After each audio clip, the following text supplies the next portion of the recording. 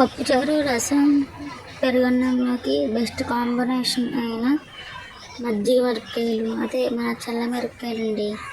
ఎలా సంవత్సరం పాటు నిల్వ ఉండేలాగా ఎలా తయారు చేసుకోవాలో ఈ వీడియోలో చూసేద్దాం. చలో, దానికోసం 3 కేజీల మిరపకాయలను తీసుకొని పెనిస్తో ఘాట్లు పెట్టుకొని పక్కన పెట్టుకోవాలి.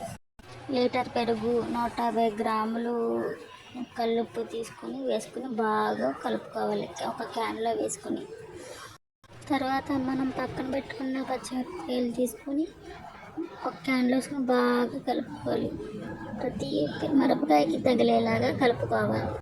తర్వాత 1 లీటర్ మంచినీళ్ళను వేసుకుని ఇంకొకసారి కలుపుకొని తర్వాత 3 కాయల నిమ్మరసం వేసుకుని బాగా కలుపుకోవాలి.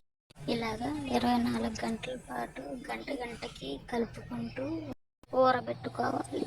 దాని తర్వాత రోజు ఒకసారి కలుపుకొని విడివిడిగా ఎండలో ఎండబెట్టుకోవాలి. అదే రోజు సాయంత్రం మళ్ళీ ఒకసారి మజ్జిగలో కలిపి మళ్ళీ విడివిడిగా ఎండలో ఎండబెట్టుకోవాలి. ఇలాగే ఇంకో 2-3 రోజులు ఇలాగే ఎండబెట్టుకుంటే మన చల్లని మిరపకాయలు అదే మన మజ్జిగ మిరపకాయలు క్రిస్పీగా ఇలా రెడీ అవుతాయి. తర్వాత మనకి ఎప్పుడు కావాలంటే అప్పుడు ఇలా వేయించుకుంటే మన చల్ల మిరపకాయలు రెడీ. ఇది కూడా మన ఈ చిన్న వీడియో నచ్చితే like, share, comment and subscribe. Bye friends, take care.